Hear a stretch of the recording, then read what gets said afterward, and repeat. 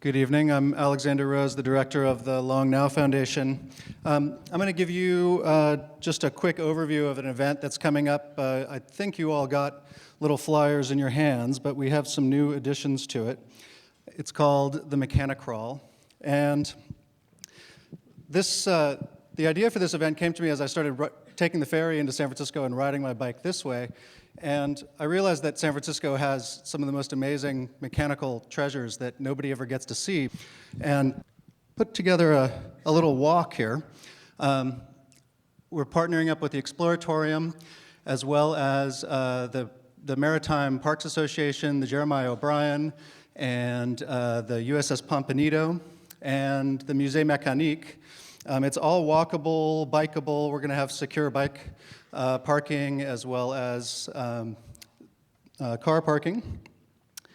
And the Musée Mécanique, if you haven't been there, it's down at Fisherman's Wharf. It has, among other things, Dan Zielinski, who's the second generation owner and proprietor there, has been collecting Mechanica pretty much of the turn of the century on forward, including all the way up into the 80s video games. And that steam-powered motorcycle, which is one of the most amazing examples. I'm going to see if I can convince him to start it up for the event. The Pomponido, which is actually the thing that started this up, it has on board the most complex mechanical computer ever built. And it's the targeting control computer for the torpedo system. And they have renovated it to full working order. And nobody knows about it. It's up in the conning tower. Nobody ever gets to see it. And these wonderful World War II geeks have made it completely work, and nobody ever gets to appreciate it. So they're going to be giving demos of that all day. Up on the Hyde Street Pier, they're going to have a Hicks diesel engine, as well as the old lighthouse Fresnel lens assembly running. And the Jeremiah O'Brien, if you haven't seen it, has a 3-story tall steam engine that runs. And this is kind of the penultimate steampunk item that very few San Franciscans ever get to see go. They're going to have it running all day. And the Exploratorium is going to have special exhibits and docents, including explanations, I'm hoping, of the wave organ. If you haven't been out there, it's way out on the point. And that's about it. If you're a Long Now member, you get in free. If you're a member of any of these organizations, you get in free, +1. And we're also looking for more partners. I'm trying to get a contact with the San Francisco Fire Department, which has this amazing pump station over here, as well as their fire boats. If anybody knows any firemen, let me know. And you can pick up your tickets or order them through our website at mechanicrawl.org or .com. We also have tickets out front, and we also have flyers which you can give out to your friends. I'm Kevin Kelly of the Long Now Foundation. Welcome to the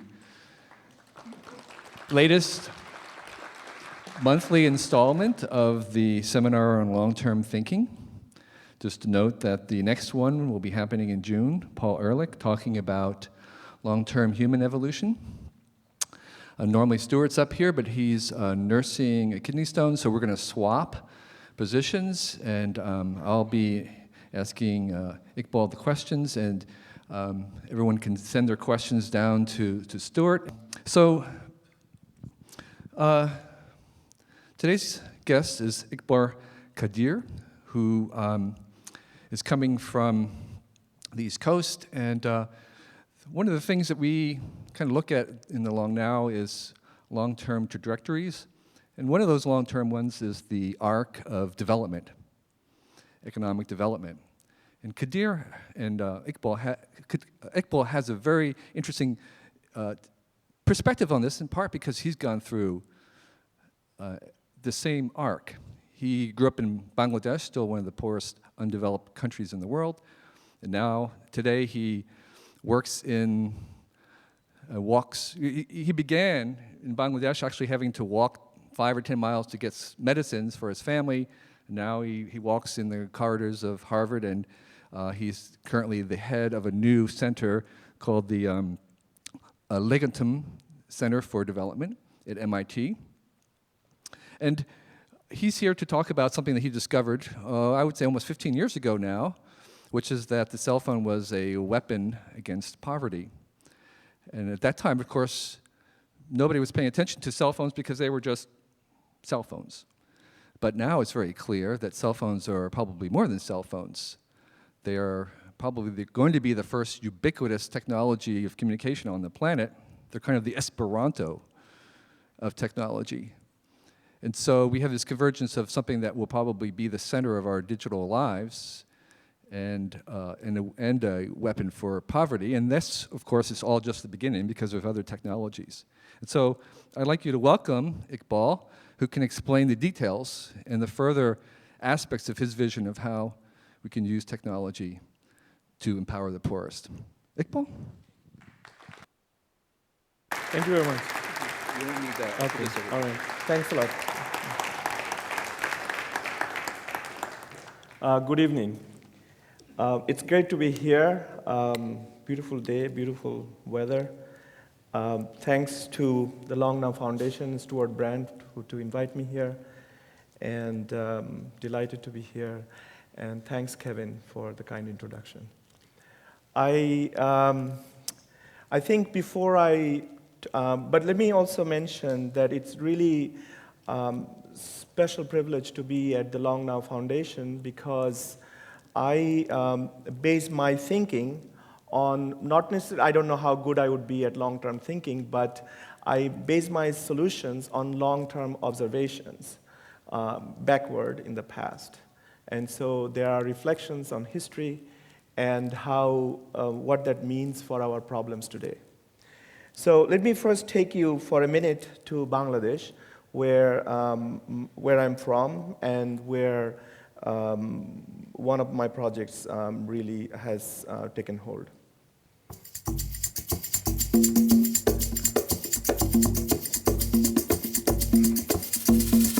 With scenes like this, it's hard to believe there's an economic revolution taking place in Bangladesh. But if you look closely enough, it's happening. Hello, assalamu alaikum. With loans for people to buy cell phones, entire villages are being brought into the information age. I want people throughout the world to know this story. Well, to start the story, I came to America 32 years ago to go to college from Bangladesh. And one of the first things I learned, while I was doing research about what colleges to go to, and when I got here, that not all important colleges are in Washington, D.C. And similarly, because I came from Bangladesh, which had all the important schools, were in Dhaka, its capital.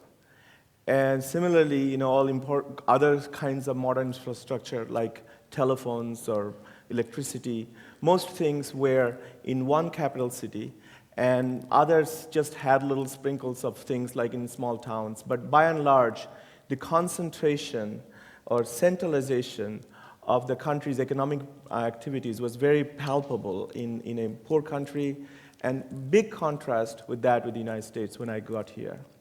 And of course, that has led me to think about, is there a connection between centralization and stagnation, and dispersion or decentralization and progress?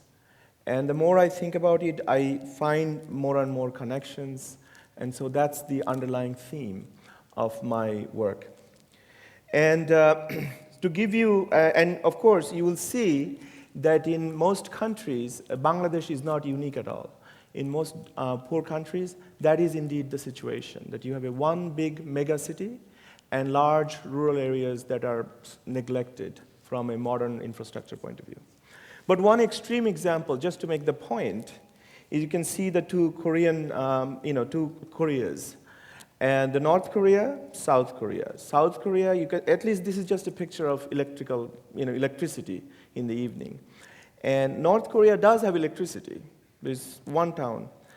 Pyongyang has electricity, but it's just there. And South Korea, these kind of activities are all over the country. So this is an extreme example, but in most poor countries, you will see, again, just to illustrate, that most quote-unquote economic activities are in the hands of few, are in one central city, and the rest of the country is quite neglected. Now, the reason I think about it, of course, is because Bangladesh is a poor country, and I came from one of the poorest countries to one of the richest countries. But at the same time, Bangladesh, frankly, wasn't always poor. Talking about long-term observation, about 250 years ago, this is a book written by an American writer, and talking about how Bangladesh was actually quite well off 250 years ago. So not just in agriculture, but also in manufacturing in terms of fabrics. Now, if that's the case, I like to think why countries go down and how they go up. And is there a connection between centralization and decentralization? And if there is, we can think about how to decentralize them. But many people will tell you that, oh, it depends on the culture, on their leadership, etc. So one of the countries, of course, like England, which was the crucible of modern democracy and modern capitalism, it's not true that they had great leadership over the last 1,000 years. Let me just give me a minute to read this. Over the last 1,000 years or so, many kings and queens of England have played their part in betrayals, regicides, plots, treason, atrocities, and revolts. There have been 5 pretenders to the crown, 2 of them impostors. 4 kings have been forcibly deposed. All were subsequently murdered. 1 of them was publicly executed. And actually, it goes on and on. The third world countries of today, we know, have massive problems in their governance. But frankly, I don't think they are much worse off than this. But so the question is, what is it that's preventing them? What is it that led, despite this kind of leadership in England, things changed? How did it become an exemplary country in terms of progress? But then let's go back to the contemporary situation of the method we have for economic development in poor countries. The rich countries send aid to poor countries, and by and large, this hasn't worked. And there are lots of evidences of that, including the worldwide poverty in poor countries. The one evidence I brought here is a book called The Elusive Quest for Growth. This book is written by someone who worked in the World Bank for about 20 years.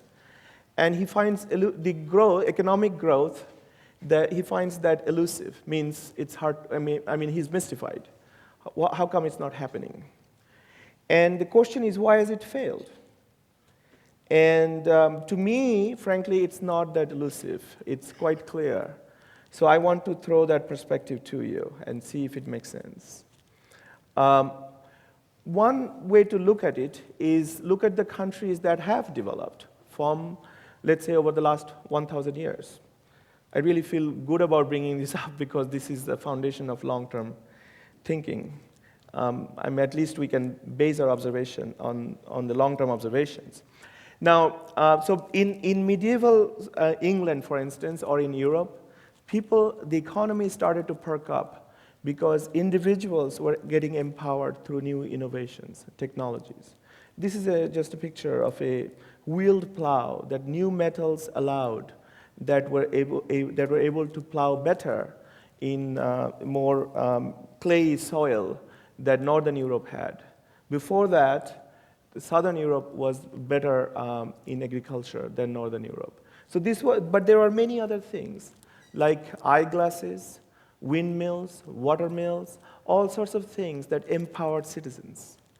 And what that did is, and this book will confirm that, the citizens got empowered from below, and they were able to demand better checks and balances from the authorities. So there was a devolution of authority, and there was an evolution of empowerment through various technological innovations. And so there was a better bargaining, and that's how we increasingly developed better checks and balances, democracies and capitalism, etc., emerged from below. And so if you look at that, and again, we can go into the details through questions or on other occasions, but by and large, this picture is true. Discussed in many books, including this one by David Landis, who taught at Harvard for 40 years.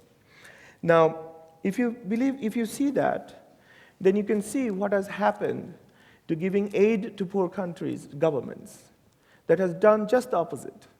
It has empowered authorities and consequently marginalized citizens. So if citizens were ever to come to demand checks and balances from their authorities, they were more and more ignored because the authorities had other resources. So if you,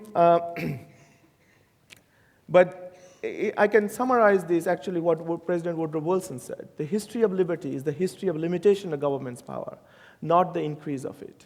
The American system is based on checks and balances and including limitations on the federal government. But yet, the aid the rich countries send to poor countries actually empower their authorities. And that's why you see a major gap between citizens and authorities. On one way or another, it centralizes power, where decentralization is the key. Now, let me give you one specific example. The English Parliament started out in the 13th century as a tax legitimizing device. The king wanted to collect taxes, and by that time, actually, for another, weaknesses of the government, of the king, and empowerment of citizens, property rights have come to be established. And under those circumstances, when the king started to collect, ask for taxes, people said, or nobles, or whoever said, oh, you cannot take taxes from us because we have property rights. That's like seizing my property. So if you want to tax us, you have to get our consent. Now, if you want consent in a non-democratic country, how do you do that? Well, one thing that the king devised, he called a workshop, called it the parliament, and said, we'll consult you, we'll consult with you. Some key people from the country came to this workshop, and he said, I'm going to tax this way. What do you think? And they would say, go ahead. And then it would become somewhat legitimate, and the king was able to collect taxes. Now, as the economy is because of these empowerments I talked about, people became more productive, people's wages went up, or they had other things to, more activities to pursue. So then it was also more expensive for the king to hire bureaucrats or soldiers, whatever. So as a result, the king needed more money. So when he needed more money, he had to come to the parliament and ask for a consent. Slowly, the consultation became a consent-giving mechanism. And over time, the parliament, and each time the king came to the parliament demanded a deal. That will free that port, reduce that tariff, etc. And that's what gave rise to new liberties that the people of England did not have. And the king was constantly making compromises because he needed money. So the point is, the democracy emerged through the economic clout of citizens. Plain and simple. And actually many, many deals were blunt deals, economic money deals between the parliament and the king. So the question is, what helped England was the king's shortage of money, not its adequacy. What if there were foreign aid to the king? What would happen to England in terms of democracy and capitalism? The compromises that gave rise to those things would not have been made, at least slowed down. So when we see aid to governments in poor countries, you can imagine what damages they can be doing. So governments become responsive to citizens when citizens make economic contributions to governments. As simple as that. But let me show you one more thing from this book. The subtitle of this book says, Economists' Adventures and Misadventures in the Tropics. Now, misadventure is a little too much. Let's just think about adventures. Can you imagine writing a book that says elusive, let's say a doctor writing a book saying elusive quest for health. That, he's having a quest for health and cannot find healthy, solutions to his patients. How would you be able to sell that book? And imagine the doctor saying, doctor's adventures in human health. Forget about misadventures. Well, how come the doctors cannot get away with such a book? But these economists do. There's an important reason I'm bringing this up, not to make fun of economists. The reason is the nature of poverty is different from healthcare in this country. If the doctors are having adventures, the patients can speak up. But in the case of poverty, we can set, economies loose, but the patients cannot speak up. As a result, their adventures go on, and these countries stagnate. And they're empowered by aid, and then they come and give their theories, and they don't work. And this is why it's important to make long-term observations in our past and see how we achieved progress and how we stagnated. So the story of progress is the story of dispersion of power. And that's really my theme, and that's how I describe to you. So in the early 90s, I started I had a budding investment banking career. And that's where I discovered a decentralizing force, named the Moore's Law. Gordon Moore, one of the founders of Intel, observed in the mid-60s that every 18 months, microchips, the brain of the computers, go down in price by 50%, right here in the Bay Area. Now, that means every 3 years, namely twice the time of 18 months, every 3 years, prices fall by 75% to 1/4, which means every 6 years, it becomes 1/16. So every 12 years, it becomes 1/256. And you add another 3 years, let's say every 15 years, it becomes 1,000, a little bit more than 1,000, to $1. So the microchips were actually marching to the poor people. And it's also potentially a decentralizing force. Okay. But I didn't know how to make use of computers in countries where there is a lot of illiteracy, and so therefore people couldn't quite use computers, even if they're becoming cheaper, and perhaps they could be utilized, but I didn't know how to use it because computers are mostly made for literate people. Now, one day in 1993, I had I was working with 3 or 4 people, and our computer network was connected, and we were more productive. We didn't have to exchange floppy disks. Maybe many of you don't know floppy disks. It used to exist. And we could update each other more frequently. But one time it broke down, and this is not my picture. This is what we found in the computer. And but one time when the network broke down, I was waiting for someone to come and fix it. And during that time, I remembered another day in 1971 when Bangladesh was undergoing a war. Bangladesh used to be called East Pakistan before 1971. And the two wings of old Pakistan was separating, and so there was a civil war.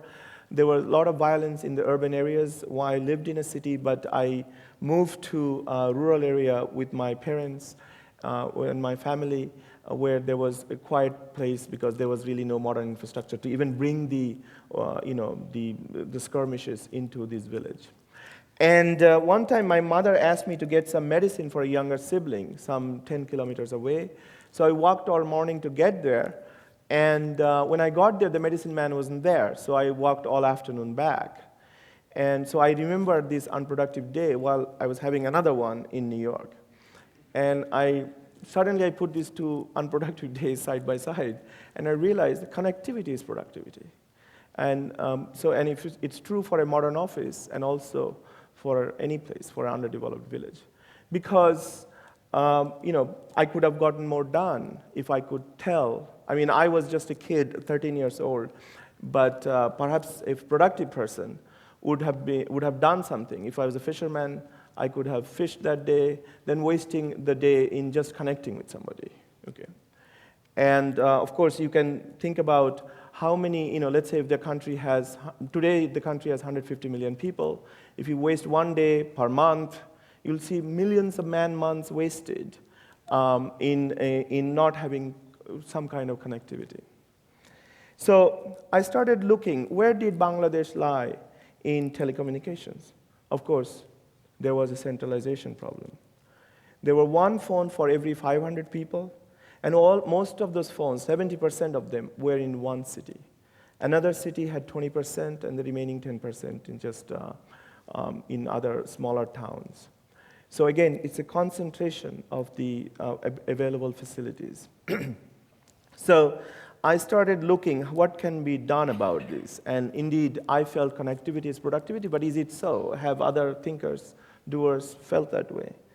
So I couldn't quite find anything, but I did find this graph, which is produced by International Telecommunications Union, which is the United Nations of Telecommunications. And in the vertical axis, it says contribution to one new phone to the country, to the GDP of the country. And on the horizontal axis, you place your country. So the highest GDP country that can be accommodated to this chart is $20,000 per capita. But the United States will be way outside that.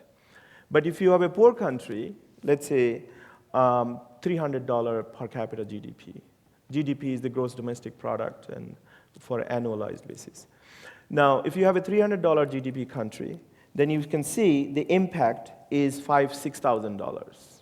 Okay, so it's a tremendous impact. The poorer the country you have, bigger the impact, which was quite interesting.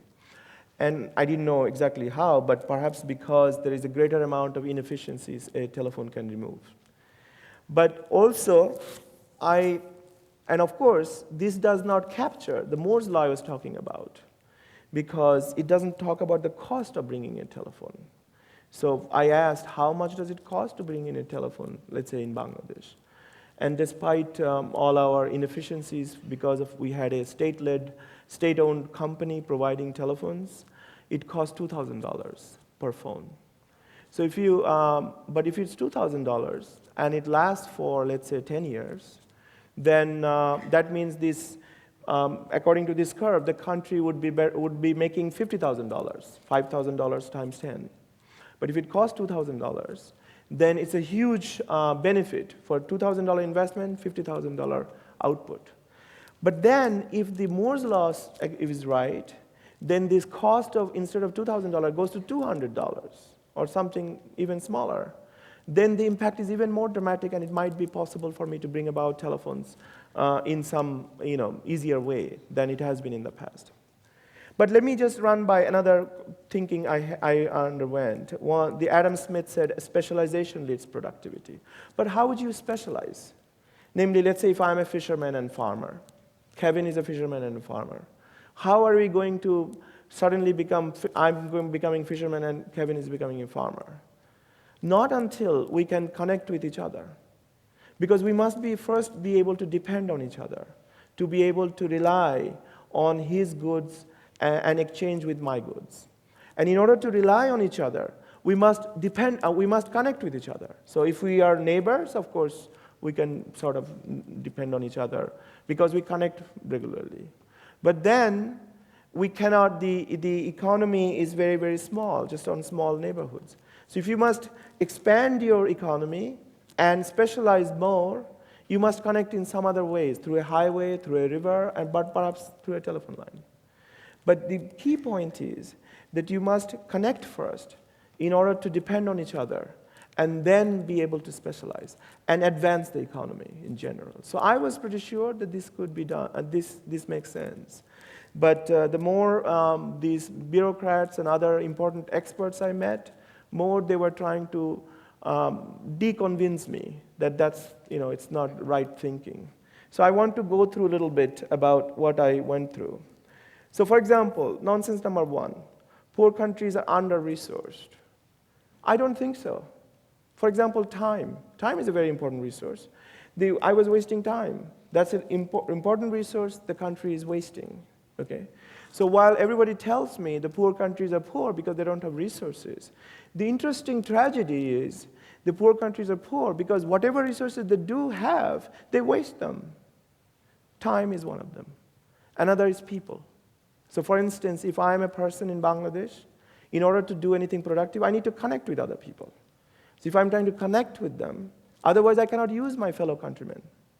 So if I want to connect with them, that's another important resource. And there are many, many others that are wasted. So the poor countries are extremely wasteful. Nonsense number 2. Poor people lack buying power. Why? Why do we worry about that? If this is a productivity tool, then it will make me produce more and able to pay for it. So for instance, in the United States, we buy a car, putting a little bit of money down. Then we take a loan. The car, I take a car home. The car takes me to work. The work pays me a salary. And then the salary allows me to pay for the car. So the car actually pays for itself. It's because it's a productivity tool. So if a telephone is a productivity tool, we shouldn't worry so much about the existing buying power. We should worry about whether they are going to make us productive or not. Okay. Nonsense number 3. You need to start with money to make money. Okay, fine. You have to put a little money down to get a phone, to get let's say, a car. But again, if we have a shared access, then that can be broken down into smaller pieces.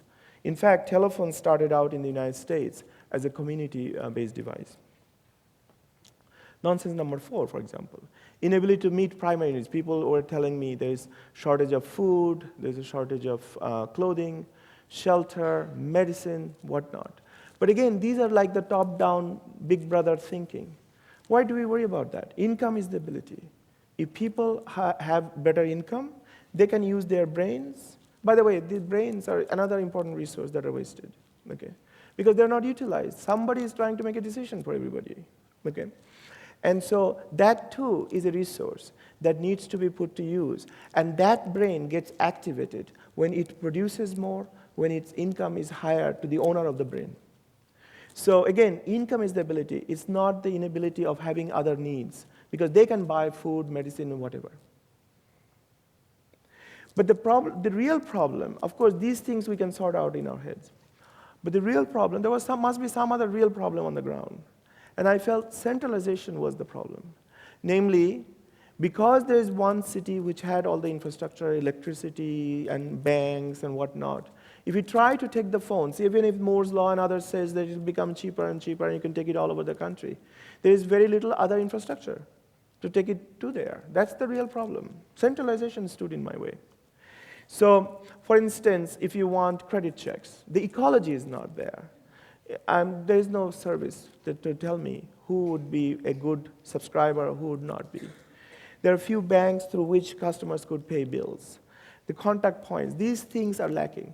And of course, it was obvious to me that you need one thing to get another new thing on the ground. So for instance, the internet was booming in this country at that time, early 90s. And that's because people already had computers, they had modems, they had telephone lines, they had other things on which a new idea can spread quickly. But that's the real problem in a poor country, where the other infrastructures have not been built, partly because of the centralization problem I'm talking about. Now, let's say then I noticed these microcredit organizations. There were several. One is GrameenBank, which has recently received a Nobel Peace Prize. And there was another organization called BRAC. There's another one, ASA. But anyway, I started focusing on GrameenBank. And basically, these banks give loans to poor people, and they created branches all over the rural areas. And so GrameenBank had about 1,000 branches. This is talking about in 1993. And each, the GrameenBank had 2 to 3 million borrowers at the time, and excellent repayment records. And most of their borrowers were women. And that's because over time, they found that women manage money better. And so I started looking at, and I first went to them and said, perhaps you could be a client, okay? Because they need to manage these branches. But they were not that interested because, after all, this was a country without telephones, so they evolved in a decentralized way. The branches managed their accounts, and every week or so they reported to the headquarters. So if you go into the headquarters, it's a relatively quiet place, even though they had 2 to 3 million borrowers at the time. So I started focusing, what is it that they do? What's the core activity? And this is really the simple model, that a woman borrows money from the bank, then she buys, let's say a cow. The cow gives milk. She sells the milk to her fellow villagers and pays off the loan. And after a year or so, she owns the cow. Of course, there were duck loans, chicken loans, goat loans, but the cow was most typical. And then I realized that, a cell phone could be a cow too, because somebody could borrow some money. If there is a network out there, then she could, that would be a phone for the whole community, basically, and it's a business for her. So I went back to the Grameen Bank leadership and told them that, I think the cell phone can be a cow. And they said, yeah, that's a little logical, but a little crazy, but nonetheless somewhat logical. So they basically encouraged me to pursue this idea, but it was clear that they couldn't fund the development of the idea any further, but they wanted to cooperate with me if I could.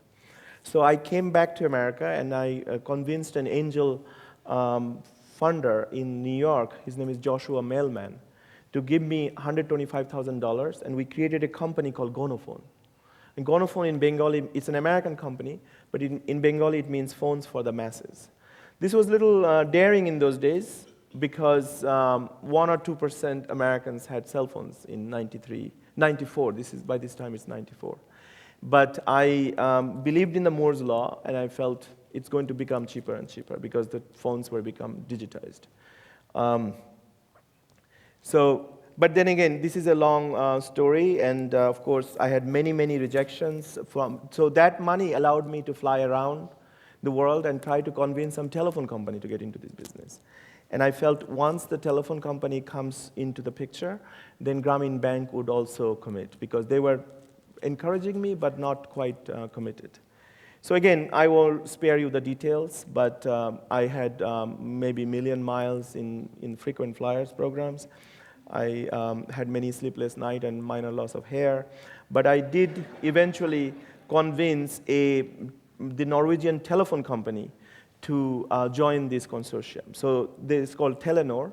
The basic structure is that Telenor provided the know-how, and Grameen family would provide the distribution network in the rural areas. And then we, of course, applied for a license from the government, and Grameen's good reputation and Telenor's good reputation allowed us to obtain a license from the government. And so that was, by that time, it was 1996, so it's about 4 years since I started, at the end of 96. So early 97, we started providing a service. And GonoPhone had American shareholders from here and was also a shareholder. In 2004, we sold out those shares to Telenor and Grameen. And but basically, we started with equity and started building the network.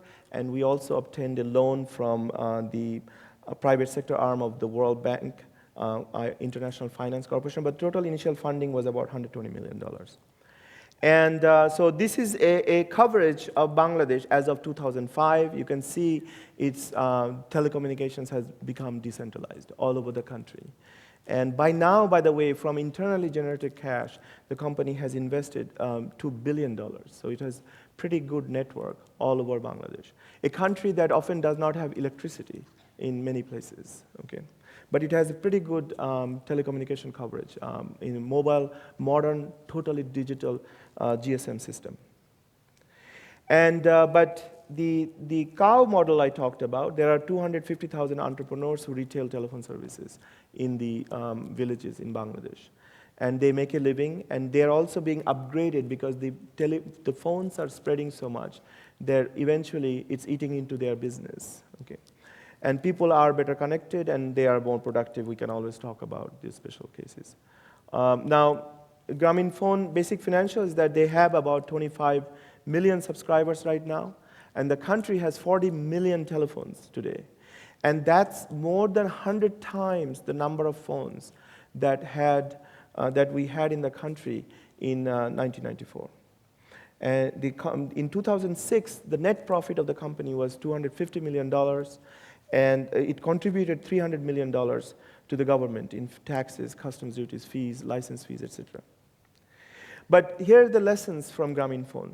that basically you will hear the governments need to provide economically viable services. Well, private companies can provide them.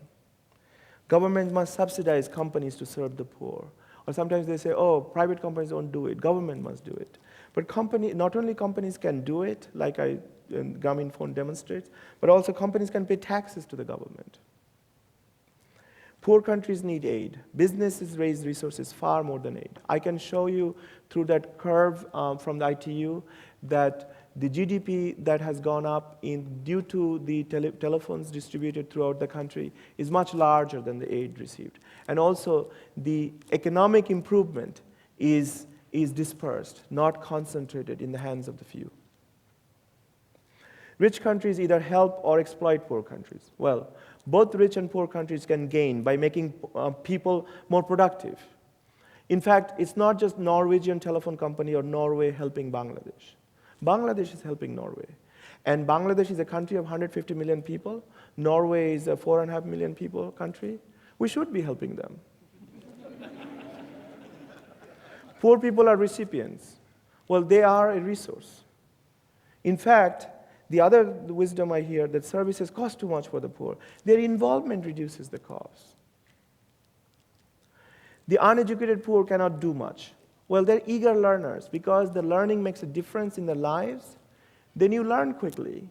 I don't learn a lot of things because I don't have to. Like, for example, if you just use Microsoft Word, you don't necessarily learn all the features. You just get by with whatever works for you. But something that improves your life, you do learn. And so I find the poor people are very good learners.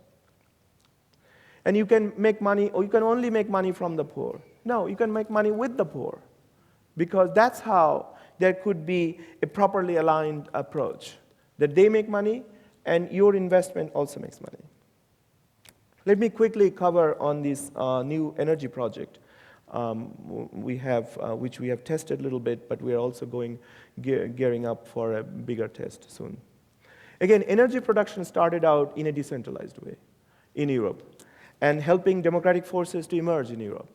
Because now if you have a lot of little entrepreneurs producing 1 kilowatt, then one big businessman or a state that produces 500 megawatts, obviously it is concentrated. That hurts the potential democratic fabric of the country. So again, Bangladesh, centralization of electricity. Today, 67% of the electricity produced is for one central and metropolitan area. But here is the opportunity that's emerging. Before that, let me show you this picture taken from Scientific American by Emory Lovins, that electricity today in the large centralized power plants, here in the United States, the fuel that you burn, ultimately you use only about 10% at the other end where it's actually utilized. So it's extremely wasteful. So the most efficient plant, the combined cycle, actually throws away only 50% of the fuel heat out into the air. The more inefficient ones actually throws away 70%. But so at the end of the many transition, you lose some in transmission of the electricity. And then it goes up, voltage up and down, or whatever, and you eventually convert to the electricity, the energy you need. By the way, we don't consume electricity. We consume light, sound, heat, these sort of things. Electricity we produce only because they're easy to transfer and easy to manipulate, perhaps. Okay, but at the end of the day, the energy we use is very little. And as a result, electricity production in large power plants is the biggest culprit of greenhouse gases. Okay, so if, on the other hand, this is a decentralized energy production that is re-emerging in the Western countries. This one is called micro-CHP, which is CHP is combined heat and power. Because if you produce electricity through a very nice engine that is quiet and doesn't need very much maintenance, produce it at your home because you have a gas supply or something, then the heat that comes out that you would otherwise throw away in a central plant, you could use it up to warm up your house. So with that, actually, the energy utilization goes up to 80%. And so that's a much better way of reducing carbon emission. And so this is beginning to gain traction in Europe and Japan and perhaps in the United States.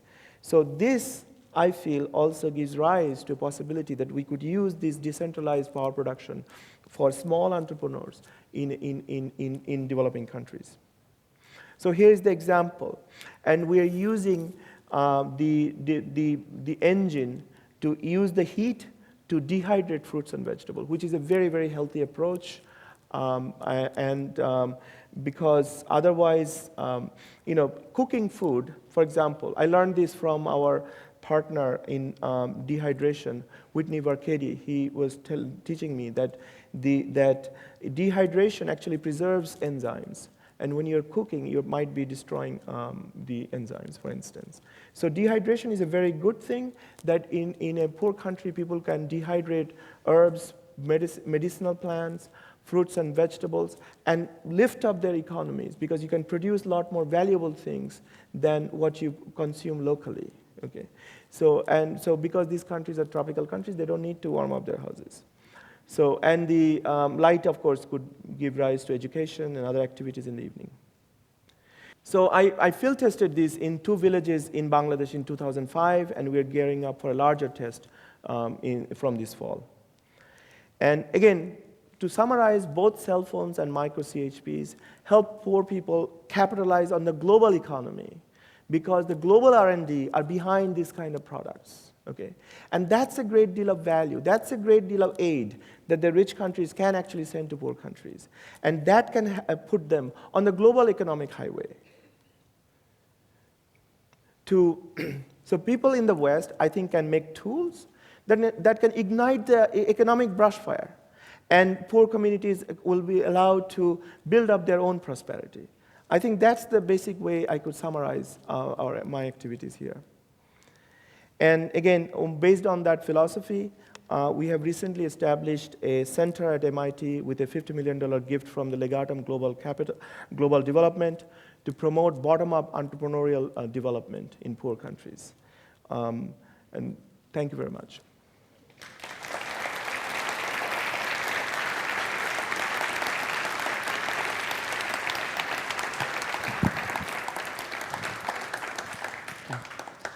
So, questions. A reminder, send them to people in the yellow hats, and we'll pass them up to here. Okay. So, Iqbal, that seems to work wonderfully in Bangladesh.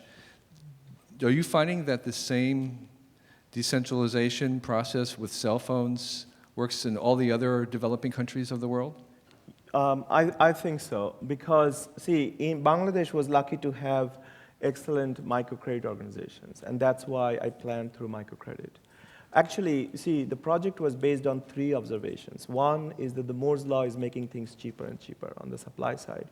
And the demand side, indeed, that connectivity is a very useful thing, and people become more productive and they can pay for it. The third element was the microcredit organization. Now, what's happening is that since then, another technology has emerged, namely prepaid cards. Okay, which is allowing the first 2 premises are still true. That's why in Africa today, I think there are 6 times as many cell phones than fixed phones in Africa because of those 2 first premises are still true, and they are getting decentralized. Yes. Good. What country would you say is sort of been most impacted in the same model besides Bangladesh?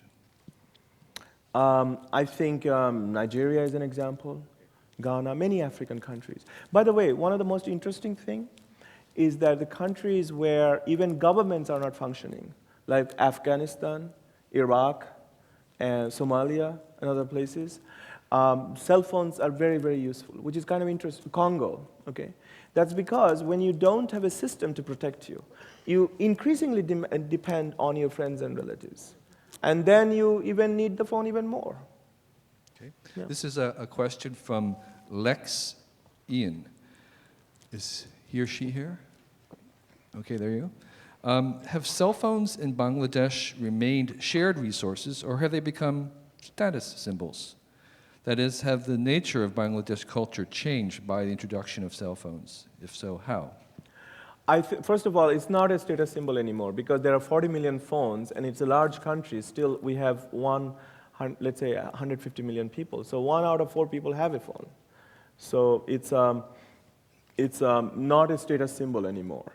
But the culture has changed because I think people are connecting better. Because we had very poor infrastructure in the country, we used to think we had a bigger country because it's hard to connect from one place to another. But I think now we realize that our country is actually pretty small, and people are connecting with each other, and they are getting more things done. This I can assure you. Yeah. Okay. This is a question from Paul Lundahl. Okay, there you go. If connectivity is productivity, Yes. as you suggest, are barriers of language and culture impeding progress worldwide? Sure, but again, productivity is not everything in life. But the point is, yes, indeed, if you cannot connect with languages, if you cannot speak, language was probably one of the first technologies for connectivity. Okay, but of course, at the same time, whenever we do connect, we can produce more because there's a mutual cooperation. Okay. But then again, we can always have, I'm not proposing that we eliminate all languages that have one, no, but it's certainly each language has its own beauty, but we need to connect. That's a more generic concept than whether we need to have it through any other, I'm not arguing on what's the form of the connectivity, yes. So I'm curious personally whether you've returned to that village where you were having that really bad, unproductive day, Right. and looked at the changes in the village that have been brought about by the revolution that you sort of instigated. Do you have any second thoughts about the changes that you would have seen there? No, I've been to the village, okay, and I have seen many people carrying phones with them now. And indeed, I've seen the lady who sells these services in that village, okay. And what I can say is that there is more connections between, people actually, by the way, don't necessarily use the phones from village to village, but they're connected with the urban centers more, so because they supply fruits and vegetables, chicken, into the towns, and the people are trading with the town. So that kind of activities has certainly changed a lot. In fact, let me give you one example. Do we have some time? Yes. Okay. You have plenty of time. I met this doctor recently in Dhaka. He said, our phones are making him pretty rich. I said, how is that? And he said, because his ancestors had some land in the rural areas that was completely unused and left abandoned. So since the cell phones have come about, he can visit his village, and he created a fish farm. Okay, but because while he goes there every weekend, he's still connected to his other activities in the urban centers. So interesting thing is that it has brought investment into the village because this person remains connected while he's visiting this investment. Yeah. This is a question from John Markhoff. Can the GrameenPhones become internet devices and therefore extend the original wealth creation model? Definitely. Actually, one thing we have to remember that although the Moore's law I was talking about, and initially I thought computers could not be, wouldn't be that useful because people are not literate. I mean, large illiteracy rate. But interestingly, of course, the phones are computers, and so increasingly, we now have in Bangladesh, one way to look at it is that we have 40 million computers that are connected. Okay, so in fact, we already can provide on the internet, on the cell phone network, you can connect your computers, okay, and receive internet services. But on top of that, the cell phones themselves are able to soon be able to see, have some of the internet services. Yes, of course. So in your diagram, one of the things that you were suggesting was that when you had this decentralized power, that was a source of democracy. So this is a question from Chris Jeffries. If you raise your hand, there.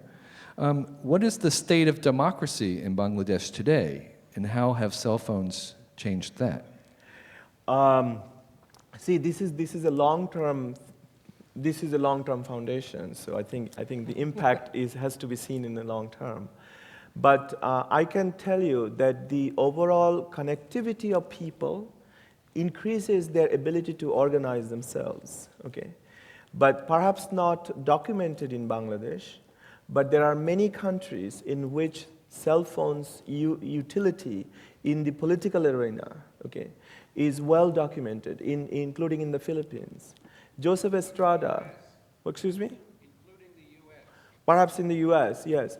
Joseph Estrada in the Philippines, people send text messages to organize their protests against a dictator in the Philippines. There are many others. The recent problems in Burma, okay? They were partially, problem means they had demonstrations and all that. There's a generally, people, remember, again, this is why there's so much to learn from the history, the long-term observations of the first world. What happened when printing became easily available 500 years ago, okay? People connected more. It was hard to put down the lid on people when they started to learn, they read their own Bible, etc. Okay? So technology is constantly shifting power and changing the political system. And so sometimes it's not perceptible immediately, but it's certainly happening. Is there anything that you worry about, the role of cell phones in this development cycle? I think every technology could be abused, so therefore one could worry about it. But the benefits are much larger than the worries. Okay, so for instance, when I was in the company, I left quite a few years ago now. The police came and said some criminal is using the phone. Okay, but the criminality is not necessarily fault of the phone, because the criminal is using Bengali language. How can we turn off that language? Okay. Or he eats rice. Can we turn off rice? No. The criminals are empowered by whatever they have. We need to stop the crime. But the police is also empowered, just to make my second point, because the cell phones were able to locate people, okay, and identify the cell where the person might be using the phone. So usually, yes, there are some quote-unquote superficial observations about how these things might be hurting us, okay? But at the end of the day, the overall gain is much bigger. This is a question from Paul. Would all the Pauls raise their hands? It says Paul. What are some other areas of technologies that need microfinancial help? Or another way of saying that is, are there other technologies that could be spread by microfinance? That's hard to tell, but there are a lot of things that organizations like Grameen Bank and BRAC and other microfinance organizations are promoting. For example, Grameen Bank has a large program to install solar panels in people's houses. So that gives them some electricity. So there are quite a few. The point is to find an income-generating technology that could, actually our GrameenPhone might be its first one, okay? But the model is now established, and anything that generates income could be financed through microloans or any loans. Yeah. Are there certain technologies that microfinance would not work with? Well, if you have, microfinance has I think the point is how much benefit can you get out of it, and that could be sold, and that could be sold in the community, that whether that corresponds to the capital cost, okay? So if there is a viable business, let's say it's cost $20,000, which is much, much larger than these things. But if you have, let's say it's producing revenues of $1,000, then even if not microcredit, even a bank would lend it for that. So I think it depends not on the technology, but whether the benefits could be, monetized, okay? Monetized, and that correctly corresponds, okay, that can sustain the capital cost. That's really the real issue. But in this case, it did, and that's why it did pretty well. Yeah. From Matt Grimes, want to raise your hand if you're still here? Okay. Is there any hope for applying such a populist empowering approach in countries hostile to both external influence and decentralization, such as North Korea and Myanmar? Yes, in general, of course, you need the government's cooperation to start a service. Okay. For example, in Cuba recently, the government used cell phones, allowed the use of cell phones. And it wasn't allowed until very recently. I think the government people could use it, but the general population couldn't. But only 2 weeks ago, Raul Castro allowed this, 2-3 weeks ago. Okay. So, but the point is yes, in general, you always need the permission of the government. But the interesting thing is that, so we always think governments can allow certain technologies or not. But I think that's a limited way of looking at the issue. A greater and more interesting way of looking at the issue is how technology changes the government, okay? Because technology, and by the way, in any country, including here, forget about the government of any countries, in here, we always have an incumbent underestimates the potential of a new technology. So for instance, the internet was underestimated by AT&T. That's why we had AOL, which maybe many of us have forgotten about. But AOL or Google, that something came about, right? So similarly, IBM didn't notice the potential of personal computers. So what I'm saying is, there's always the existing players may underestimate a new innovation. And that is an interesting entry point for the innovations, because people underestimate, so they let it enter. But then it emerges in a bigger way, many people get benefit from it, and then it's too large to stop, okay? And by that time, this technology may have transformed that society. That has happened right here. And so it can happen in that way in poor countries. And this is why the internet in many countries, many poor countries, were not necessarily regulated. It came by surprise. And they had to regulate it afterwards because it was too fast. And by that time, things were already transformed to some extent. Yeah. So you're obviously an optimist about things. And I'm wondering if you were always an optimist as a little kid in Bangladesh, or whether you became an optimist. No, I am an optimist because I think it's interesting to solve problems. So if we have problems, I think all our problems, we have one way or other solved through innovations. So we may face other problems, then we have to think hard and come up with a solution. But if that means I'm an optimist, yes, I am. So we have another question from Michael Lynch.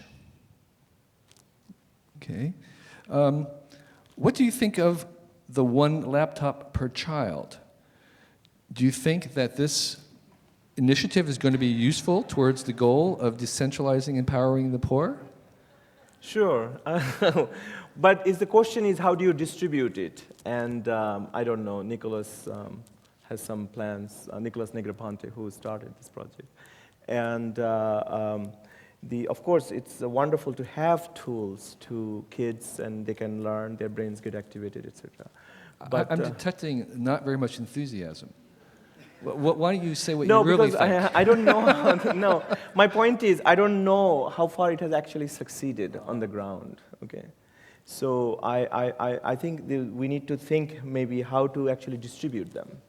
And would you encourage the government of Bangladesh to purchase them? See, I'm generally trying to avoid I don't want to burden the government with that, because if it does, then how does it distribute? There are many kids. How many computers can the government buy? If it buys a fewer number of computers than the number of children, then how would it allocate them? Would it give it to its favorite bureaucrats? Okay. Would it give it to some favorite people? I see. I think it's much better to try through entrepreneurial means. So what would your suggestion be for making sure that every kid in Bangladesh gets a computer as soon as possible? I think one idea would be, frankly, is to have let's say an older kid, let's say 16-year-old or 18-year-old, buy a computer and have little kids play with it, and he or she collects some money from the parents of these children. Sort of renting it out, like renting it out, or have a little playground where everybody plays with this. and then it establishes a business. By the way, one of the interesting things, and these are established through actual data. So for example, in India, which is a democratic state officially, the point is, no, there's nothing wrong. My point is, the reason I'm saying this is that the state supports the most prestigious schools, the Indian Institute of Technologies, for instance, which competes with MIT, for instance. But the interesting data is emerging that the slums, parents of slums, like to send their kids to private schools because the private schools provide better education. Why is this? Why are the slum dwellers trying to send kids to private schools and the state is supporting the best schools? What is the reason? The state must be taking care of some people, not others. People on which it depends. It takes care of them. And that's the proof that the vast majorities of these countries perhaps do not have enough voice. And that's why empowerment is necessary. Yeah. This is a question I've gotten more than once. There's no name on it, but it's just a tiny detail that some people are perplexed by, which is how are the millions of cell phones charged in remote places without electricity? Through difficulty.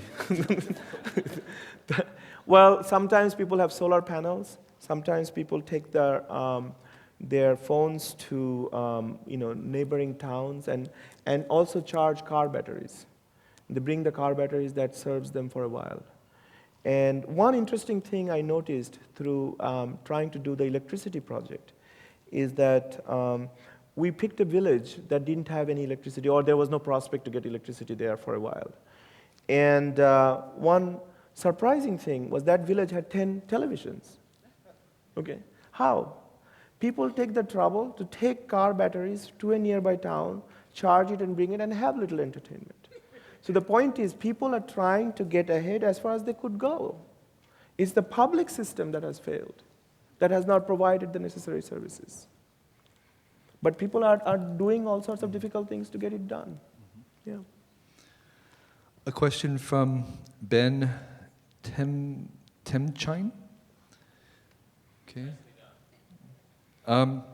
One impediment many development economists have noted is how risk-averse poor people are. When failure is catastrophic, you get conservative. Are they being proven wrong by the GrameenPhone?